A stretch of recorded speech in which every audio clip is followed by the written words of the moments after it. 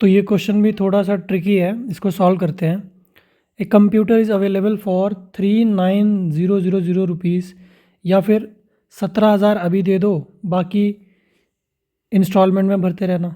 ठीक है, तो 17,000 अगर उसने अभी दे दिए तो 39,000 माइनस 17,000 कितने रुपए उसको बाद में देने इंस्टॉलमेंट्स में? 22,000, यानी कि 22,000 22,000 रुपये का बैलेंस जो है वो नहीं दिया, 22,000 रुपये नहीं दिए, राइट। डाउन पेमेंट कर दी 17,000 की। अब 22,000 रुपये उसी टाइम पे लेने की बजाय बंदा कह रहा है कि तुम 5 महीने, मतलब 5 बार, month 1, month 2, month 3, month 4, month 5, हर महीने के एंड में मुझे एक इंस्टॉलमेंट दे देना। कितनी इंस्टॉलमेंट दे देना? 4800। कितनी? 4800। मतलब ये तो ऐसा केस हो गया कि जो बेच रहा है ना कंप्यूटर, उसने आपके पास अपने पैसे छोड़ दिए। कितने पैसे छोड़ दिए? ये पैसे जो आपको, अगर आप उसी दिन अगर आप कंप्यूटर वाले को ये पैसे दे देते 22,000, तो कोई बात ही नहीं होती। बट क्योंकि उसने ये पैसे आपके पास छोड़ दिए, मतलब आपके पास इन्वेस्ट कर दिए, तो वो चाहता है कि उसको रिटर्न में, मतलब 5 महीने बाद जब उसके पास सारा पैसा वापस आ जाए तो उस पर कुछ इंटरेस्ट मिले, है ना। जैसे आप जाते हो बैंक में जाते हो, वहाँ पे अपना कुछ प्रिंसिपल अमाउंट जमा करते हो कुछ टाइम के लिए, बैंक आपको कुछ इंटरेस्ट देता है 8%, और आप कुछ अमाउंट लेके वापस आते हो, राइट। सिमिलरली यहाँ पे क्या है, ये जो बंदा है ना, जो मैंने डायग्राम में बनाया है, ये है कंप्यूटर बेचने वाला, कंप्यूटर वाला, और ये बैंक, इस से क्वेश्चन में आप हो, you are the bank here, जिसने कंप्यूटर खरीदा है। ठीक है, तो वो बंदा आपके पास 22,000 रुपये छोड़ रहा है। कितने टाइम के लिए छोड़ रहा है भाई? 5 महीने के लिए छोड़ रहा है। ठीक है, 5 महीने का क्या मतलब है कि 5/12 ईयर के लिए, क्योंकि टाइम हम ईयर्स में लेते हैं, सालों में लेते हैं, तो 5 मंथ्स का मतलब है 5/12 ईयर्स। ठीक है, इंटरेस्ट रेट पूछा हुआ है क्वेश्चन में कि बताओ भाई इंटरेस्ट, रेट ऑफ इंटरेस्ट क्या होगा, तो रेट ऑफ इंटरेस्ट तो हमें निकालना है। ठीक है, और तो ये कहानी है। ठीक है, तो मान लेते हैं ये सिनेरियो है, तो 5 महीने बाद उसको पैसा मिलेगा कितना? ए पैसा मिलेगा।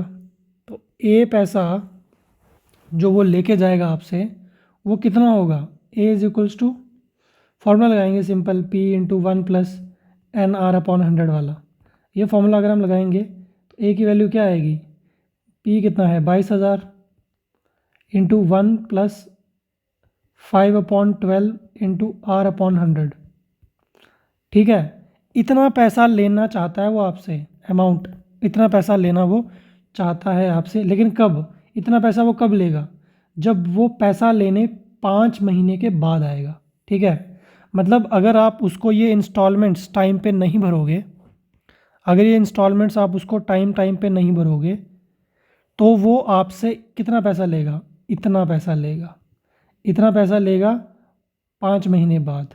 इतनी सी बात आपको समझ आ गई है तो क्वेश्चन आगे बढ़ते हैं। नहीं आई है तो वीडियो पीछे कर लो और फिर समझो।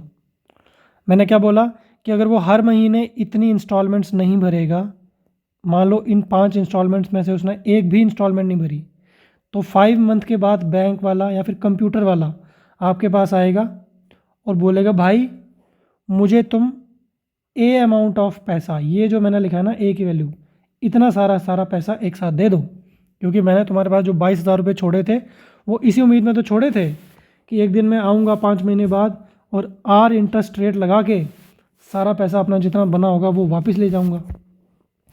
तो अगर मान लो उसने ये जो पहली इंस्टॉलमेंट है उसकी, मंथ 1 की इंस्टॉलमेंट उसने नहीं भरी, है ना, नहीं भरी अगर, तो अगर वो भर देता तो उसको 4800 ही भरनी थी, लेकिन उसने नहीं भरी, तो यानी कि जब वो 5 महीने के बाद भरने जाएगा तो उसको 4800 तो देनी है, उसके साथ साथ उसको 4 महीने का ब्याज भी देना है, 4 महीने का इंटरेस्ट भी लगेगा उस पर। तो इस 4880 की जगह मैं आई लिख देता हूँ। ठीक है, तो इस आई की जगह पे उसको क्या देना पड़ेगा?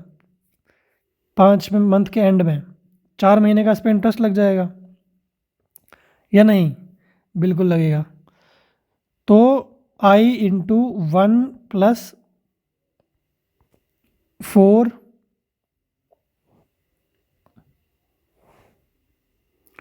मंथ्स है, लेकिन हमें 4/12 लिखना पड़ेगा क्योंकि हम ईयर में लिख रहे हैं। तो एन की वैल्यू हमने लिख दी, टाइम पीरियड कितना है और रेट ऑफ इंटरेस्ट कितना है, R/100।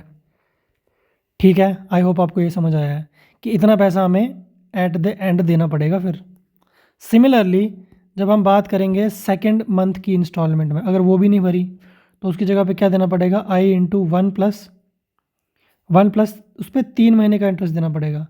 तो 3/12 डिवाइड बाई 12 क्यों कर रहे हैं, सो दैट इस मंथ की जगह पे हम ईयर में कन्वर्ट कर पाएँ, राइट।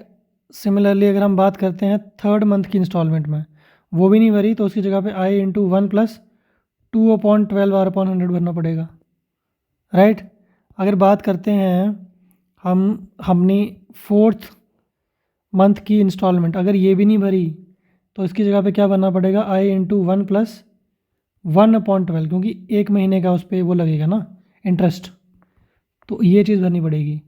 और 4800 पे तो इंटरेस्ट लगेगा नहीं क्योंकि वो 5 मंथ के एंड में है इंस्टॉलमेंट, और उसकी नौबत नहीं आएगी क्योंकि कंप्यूटर वाला खुद चल के आ रहा है 5वें महीने के एंड में, है ना। तो उस पर कोई इंटरेस्ट नहीं लगेगा, वो 4800 ही लेके जाएगा। तो मतलब अगर हम ये सारे पैसे टाइम पे ना भरें, तो अगर इन सब चीज़ों का हम सम निकालें तो वो सारा इसके बराबर होना चाहिए, राइट। तो इसके बराबर कर लेते हैं एंड देन लेट्स सॉल्व। सब में से आई की वैल्यू मैं ले रहा हूँ कॉमन, ब्रैकेट में बचा 1 प्लस 4/12 R/100 प्लस 1।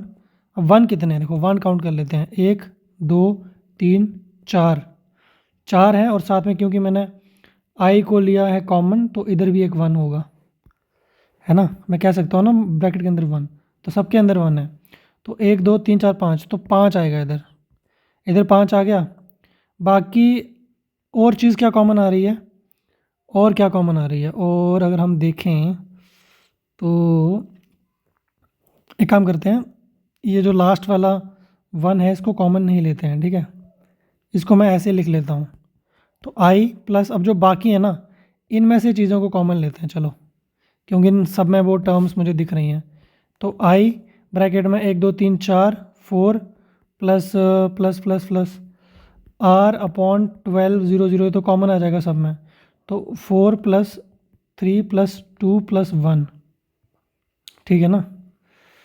तो ये चीज़ आ जाएगी, इसको थोड़ा सॉल्व करेंगे। 4 प्लस 3 कितना होता है, 7 8 9 10, तो इसकी जगह मैं 10 लिख सकता हूँ। अब ये 0 और ये 0 गया तो इसको मैं काट के ये लिख सकता हूँ, ठीक है ना। आई होप आपको समझ आ रहा होगा। तो अब मैं आई को फिर से कॉमन ले लूँ अगर, तो कुछ नहीं होगा, बस ये 4 का 5 बन जाएगा, ठीक है। आई को मैंने कॉमन ले लिया, ये पूरा बराबर है किसके, 2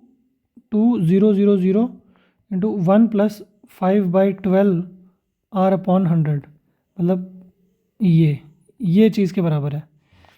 और यहाँ पे आई की वैल्यू तो हमें क्वेश्चन में गिवन है, कितनी है, 4800। इसको थोड़ा सा हम सॉल्व करें तो ये 2 0 इन 2 0 के साथ कट जाएंगे, है कि नहीं। तो ये 2 0 को मैंने उड़ा दिया। अब थोड़ी सी और कैलकुलेशन अगर हम करें तो 220 का हाफ क्या होता है, 110, 48 का हाफ 24, 110 का हाफ 55, 24 का हाफ 12, है ना। तो यहाँ पे आ जाएगा 12, इधर आ जाएगा 55। अब क्यों ना ब्रैकेट्स को खोल दिया जाए, ब्रैकेट्स को खोलेंगे तो 12 इंटू 5 आएगा प्लस 12 इंटू R/120 आएगा। इस साइड 55 इंटू 1 तो 55 ही होता है, प्लस 55 इंटू 5 R/1200, राइट। तो अब ये 12 इंटू 5 अगर मैं सॉल्व करूँ तो ये होता है 60 और ये 55 इस साइड आके जब माइनस होगा तो 60 माइनस 55 यानी कि 5, ठीक है। तो अब क्या करेंगे, अब इधर भी एक ज़ीरो लगा देते हैं सो दैट इनका डिनोमिनेटर सेम बन जाए, ठीक है ना। तो इस साइड है 120 और इस साइड 55 इंटू 5 कितना होता है, अगर हम 55 इंटू 5 करें तो 275 होता है। तो 275 इस चीज़ को इस साइड ले जाएंगे, माइनस हो जाएगा। तो 275 माइनस 120, 275 माइनस 120, तो 275 में से 120 माइनस करेंगे 155 आएगा। कितना आएगा 155। तो ये पूरी चीज़ की जगह पे मैं लिखूँगा 155। तो यानी कि इधर आ रहा है 5, उस साइड आ रहा है 155। 155 इसके नीचे आएगा तो ये 155 यहाँ से कट जाएगा और मल्टीप्लाई 1200, ये आ रही है मेरे आर की वैल्यू। अब इसको सॉल्व करें अगर हम, तो हमें मिलता है 38.709।